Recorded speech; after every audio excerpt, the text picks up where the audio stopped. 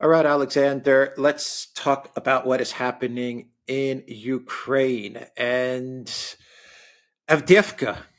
I think that is the big story, and there are Russian advances throughout the entire front line. Even the Institute for the Study of War has had to admit as much, um, erasing effectively the entire 5 months of the Ukraine spring summer counteroffensive, whatever you want to call it. The Russians are now on the move, and a lot of focus is on Avdiivka, but there are a lot of other areas where the Russians are making progress. So, what is the situation on the front lines? Well, I think you just summed it up. The Russians are advancing right across the front lines. They're doing so in mid-autumn, at the time, the worst period of the Rasputitsa, the mud season. So these are in difficult conditions for an army to be able to advance. And nonetheless, and despite that, they are advancing. And they seem to be advancing, in my opinion, very rapidly, relatively speaking, near Avdiivka. Avdiivka, we were always told, is one of the most heavily fortified positions that Ukraine had created along the front lines. And what's happening, or so it seems to me, is that this position is now being steadily and incrementally encircled. And this is happening at a much faster speed than I think most people anticipated when this current offensive near Avdiivka began at the start of October. So the Russians some weeks ago captured this thing called the waste heap. This is the slag heap near the coke plant near to Avdiivka. That gave them an observation platform because it's high ground that they could use to monitor what was going on right across Avdiivka. They've now apparently been able to penetrate into the coke factory, which is located quite close to it. They haven't yet made a concerted effort to storm it, but they are pushing hard on the coke factory. Further south, which is the other side of the pincer that's moving, they are advancing apparently also pretty fast through an industrial zone that is located there. I saw a report yesterday which said that they now control the entire industrial zone, bar two buildings. So they've cleared that again very fast. And historically, industrial zones, places where there's factories and industrial units, have tended to be amongst the most difficult to capture by the Russians during the war. I mean, these can be converted into sort of natural pillboxes or fortresses, minor fortresses. So they can be easy to defend, but the Russians seem to have cleared this area very fast. And if we go a bit further west, where the Russians seem to be creating a sort of wider, a broader encirclement. So we have the narrow encirclement around Avdiivka itself, the advance to the coke factory from the north and through the industrial zone to the south. We also have a push further north along a railway track. This village, there's been one particular village which is beyond the railway track called Stepovoye, which the Russians apparently have pushed the Ukrainians out of. There was a report last night, might be premature, that the Russians have now entered that village themselves and are in the process of taking it over. And beyond that, there's another village called Berdichi, which, if the Russians capture, would apparently complicate Ukrainian supply routes into Avdiivka very considerably. But the other thing is, there's this railway track. They're pushing up the railway track. They're clearing more and more of the railway track. There was an article about 6 days ago in El País, the Spanish newspaper, in which there was a Ukrainian soldier who was defending this area. And he actually explained to the Spanish journalist the importance of this railway track. He said this is a natural fortification. If we lose it, it will be a disaster. If we fully lose control of it, it will be a disaster.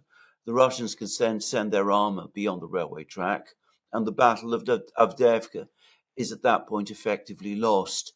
Well, that is exactly what is happening. And that interview, all of 7 days ago, between the Spanish journalist and the Ukrainian soldier, took place in a village, not along this railway track. And the Russians are now approaching that particular village. So Avdiivka, you're starting to see Ukrainian positions, or so it seems to me, start to crumble. And this happening, really, given how fortified, how heavily fortified this position is, it's happening fast. Now, there's also bad news for the Ukrainians pretty much everywhere else. Um, there's an area called the Vremivka salient, Vremivka ledge, which is sort of hilly area near a river valley. It was where the Ukrainians began their offensive on the 4th of June. Back in August, they claimed to have captured two important villages there, Staromayorsk and Orozhaine.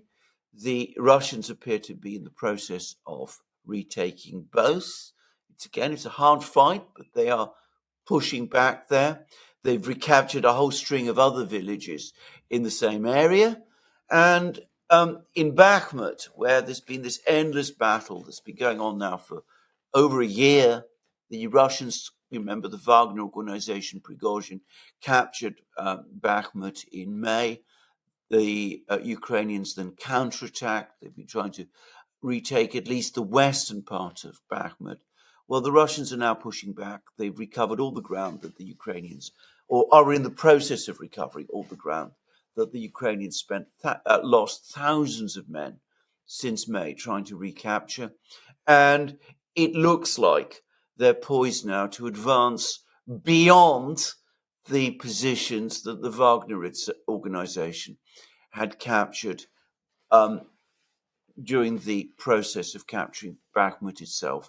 So the Russians are, as you absolutely rightly said, as the ISW also says, now advancing all across the front line, and they're doing so fast.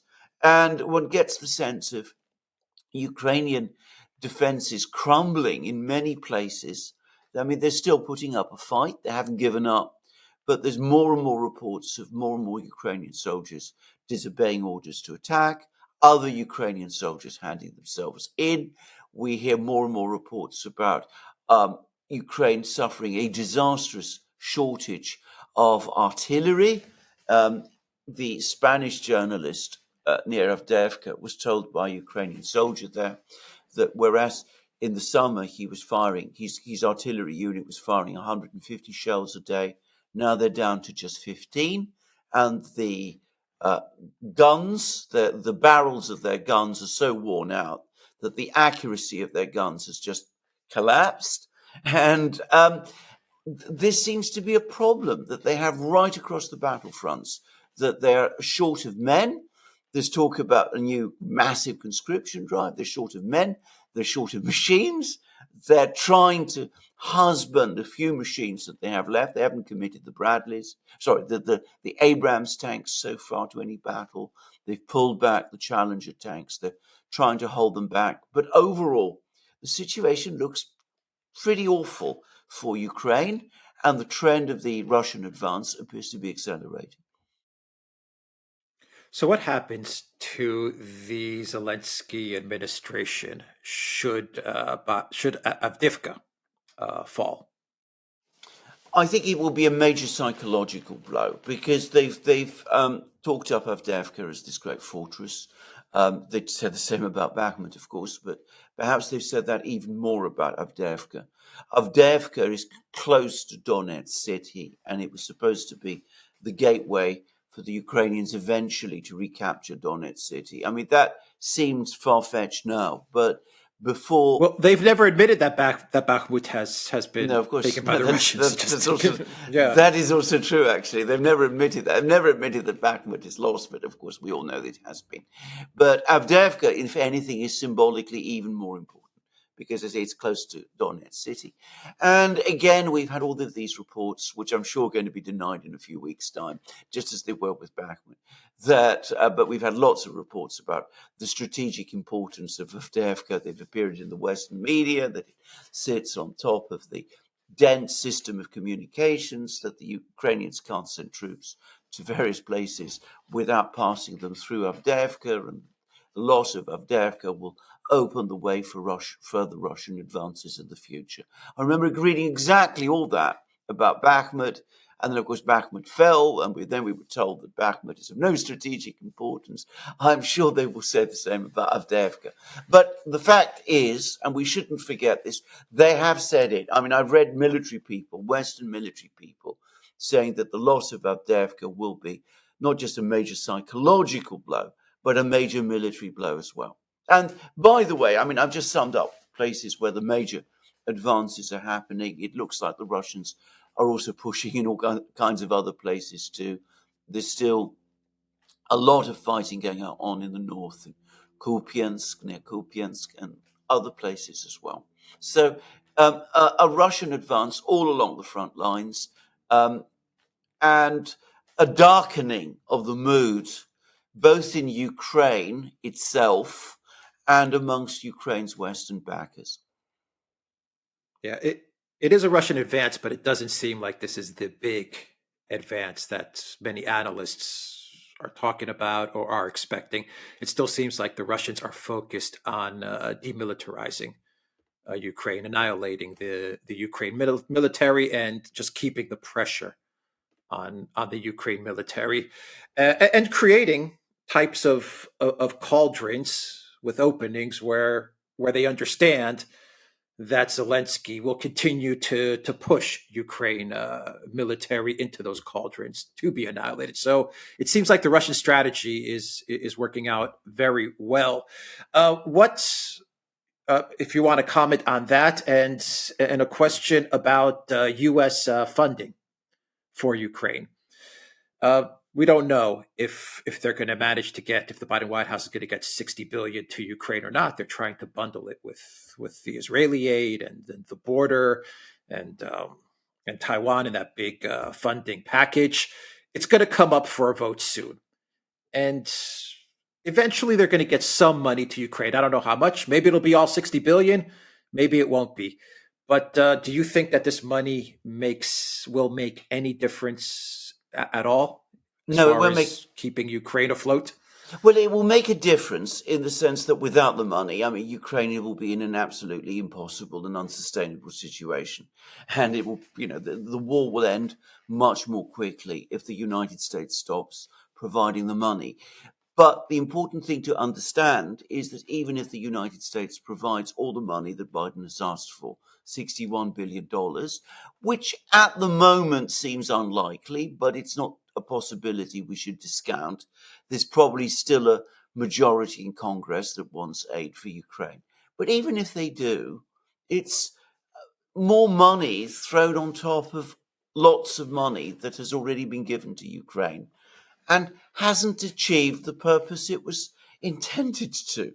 Ukraine has been provided with money, funding by the United States at a higher and faster rate than any other US ally since the Second World War involved in a war.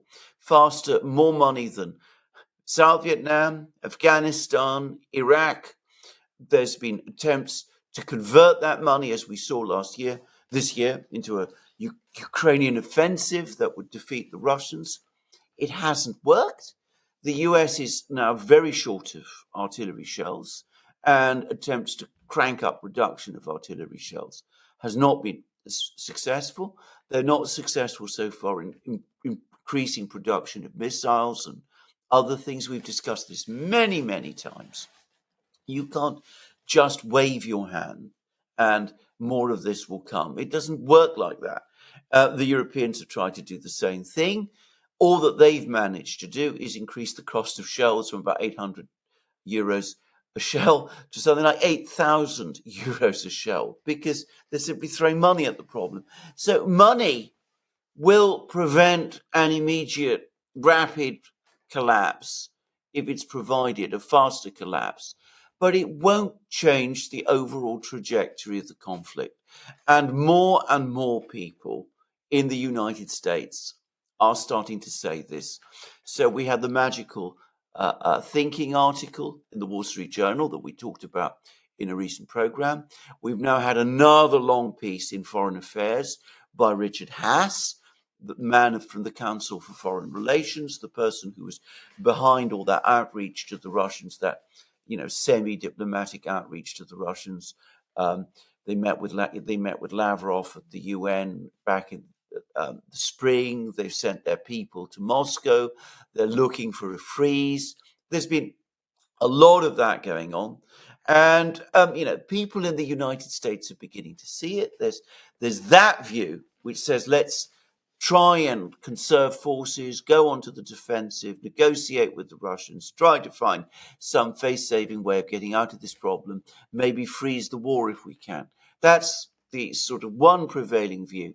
And then there's the other increasingly desperate view that you're starting to get from some Ukrainians and some Western supporters, some neocon supporters of the Ukraine project. Mobilize everyone. Throw every single person that you still have in Ukraine who can carry a gun, boys, young men, students, girls, throw them into the battlefield. The West give everything that it's got left. Not quite clear what they mean by that, but anyway, whatever they think they can, and try and reverse things that way. Now, the first, both of these are delusional thinking, in my opinion. The first is delusional because there's no reason why the Russians would agree to a freeze now, and they're not going to, and they've ruled that out. The second isn't just delusional, it's more of the magical thinking that Wall Street Journal article was talking about. The idea that if you could, throw in 1 million men, poorly trained, in many cases young, in many cases women, that will somehow turn things round. That is just, it's not just magical thinking, it's appalling thinking. But those seem to be the two approaches at the moment. And neither of them is a coherent, realistic approach to this coming debacle, which we need to be very clear about, is now looming clearly over the horizon. Yeah. I get the sense that the Biden White House is contemplating how to get out of this catastrophe while minimizing the damage to an already battered Biden reelection campaign. And I am starting to believe that Biden will be running as the Democrat choice for 2024. I don't know. Time's running out, and I just don't see Biden stepping aside.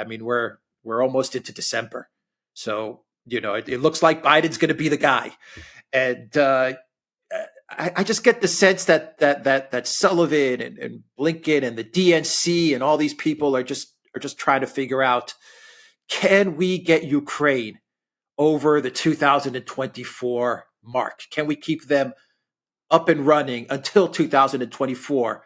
Or do we need to cut this loose right away? They're kind of like stuck in that quagmire. They're trying to figure out how should we go about this. But I'm getting the sense that they want off of this Ukraine train, that this disaster, this crash that they created. I entirely agree, except that they have a number of problems. Firstly, the most obvious one is the president himself. Now, an article has appeared in the Washington Post, which is attributed to him and which I'm sure reflects his views. Like most of these articles, one wonders how much of it he did himself right, but, we're not going to go into that. The point is, if you read it, he still is there talking the old tunes, the US is the essential country. We have a duty to lead. We must resist the Russians over there, because if we don't, we might have to fight them over here. I mean, that's practically what he said.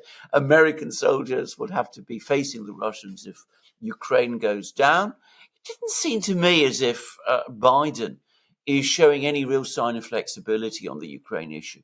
I don't think intellectually he can. I mean by that he said a few weeks ago that of course we're the United States, we can support wars in the Middle East and in Ukraine, we can do so indefinitely. Hey, we're the United States, we can do anything, we can walk on water, we can fly in the air, we have there's no limit to what we can do. And that, it seems to me, remains his essential beliefs. So you can't find, if you can't persuade him to step down. And I agree, by the way, I think it's too late now. I think whether they like it or not, they're stuck with him. I mean, they should have followed your advice back in the early summer and acted then, but they didn't. They left it too late. They did it. They couldn't decide on who else should step in. And the result is that they're now stuck with him. And he isn't looking for a way out, or so it seems to me. He doesn't, I don't know to what extent he understands the briefings that he's been given or what kind of briefings he's getting. But I mean, he seems to be, stuck with that military thing. And of course, the other problem they have is the problem that William Burns, the CIA director, is now confronting when he goes to Kiev. And I'm sure it's also the problem that was conveyed to them by Yermak, Zelensky's assistant, when he came to Washington, which is that the Ukrainians, what they want, they don't want the United States, these, realist people, the Richard Hasses and all these people. They don't want the United States to negotiate with the Russians. They want the Ukrainians to do it for them. But it's increasingly looking as if the Ukrainians are incapable of doing it. The government system in Ukraine is apparently now dysfunctional. The row between Zelensky and Zelensky is unresolved, but it seems that the two men are not talking to each other. Apparently, Zelensky is now bypassing Zelensky and is giving direct orders to Ukrainian military commanders without passing them through Zelensky. At least that's the rumor. Zelensky, according to some claims, is busy organizing a coup, which I don't believe. But anyway, that's the story. So it's a fragile political system now in Kiev, and no one within it really is capable of beginning a serious discussion with the Russians. How can they? I mean, there isn't support for it, and anyone who tries to do it is almost guaranteed for themselves defeat in what is, as far as I can see, a behind-the-scenes power struggle that is now out of control. What a mess. What a mess they have created for Yes, themselves, for Ukraine, and for Europe, which is the big loser in all of this. I mean, well, Europe's going to indeed. be the big loser in all of this. Well, indeed so. Aside from Ukraine, obviously, if Ukraine even exists. But yeah, anyway. Yeah. Well, But indeed yeah. so. But by the way, look, notice something else that's happening, because I mean, the only country now in Europe that still seems to be sending military aid to any degree to Ukraine is Germany. The Poles have basically, that's dwindled. I mean, I gather that the Poles and the Czechs still refurbish tanks, but old Soviet era tanks for Ukraine. Poland was supposed to refurbish Ukraine's Leopard 2 tanks that got damaged on the battlefield. Apparently, they've only managed to refurbish one and send it back. Just one.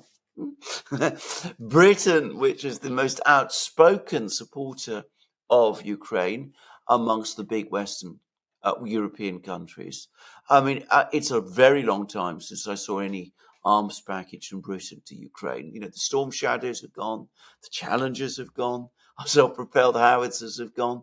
France seems to me to be much the same. Italy also. So, they are in a mess, but also they can't change course. I mean, who does David Cameron, our new foreign minister, British foreign minister, is the first person he goes to see. He still goes to Kiev. He still goes to meet Zelensky. He still utters the famous words, as long as it takes, even if the actual reality is that support for Ukraine is just dwindling away. And again, I get the sense that there's no real plan on the part of anybody about what to do. There's just some hope that somehow this whole thing will be wished away. More of the magical thinking, if you like. Yeah. I think that a lot of the politicians are just kind of taking the approach in Europe. They're taking the approach of the United States as well, which is, let's just try to keep this thing alive until we get to some sort of election, and Yes, then we'll see. And there are going to be a lot of elections in yes, 2024, all yes, over yes, Europe, as yes. well as the United States. So I think they're also just taking that attitude of let's just keep this thing going, and whatever happens in my country where I'm prime minister or president, we'll just try to keep Ukraine afloat until I I think have my local elections. I mean, I think that's exactly correct. So there's elections in all sorts of European countries. Of course, there's also the big elections in the United States. People are becoming increasingly nervous about these elections, but keep your fingers crossed. Hope that the war doesn't end in a Ukrainian collapse before the election happens.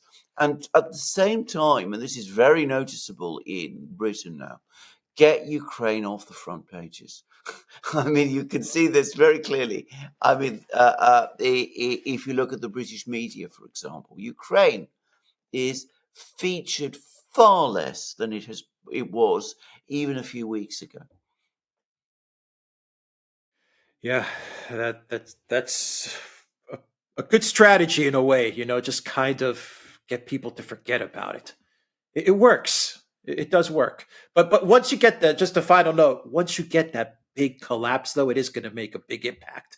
The Yes, it question is. is will that affect, for example, the Biden campaign or whatever other campaigns are going on in Europe? Well, indeed, absolutely. And that is the thing to understand. I mean, there will be a collapse at some point. This is now, I think, increasingly becoming the trajectory. And going back to a point that you made before, what we're seeing at the moment is a Russian advance all across the front lines. It is not the big Russian offensive. The troops that are participating in this offensive seem to be the same Russian troops who repelled Ukraine's offensive. We were talking a lot about Avdiivka. The fighting in Avdiivka is being conducted on the Russian side by Russian brigades that were created out of the Donbass militia. Now, they are obviously been extensively retrained and re-equipped. They have now, no doubt, professional officers drawn from the Russian army.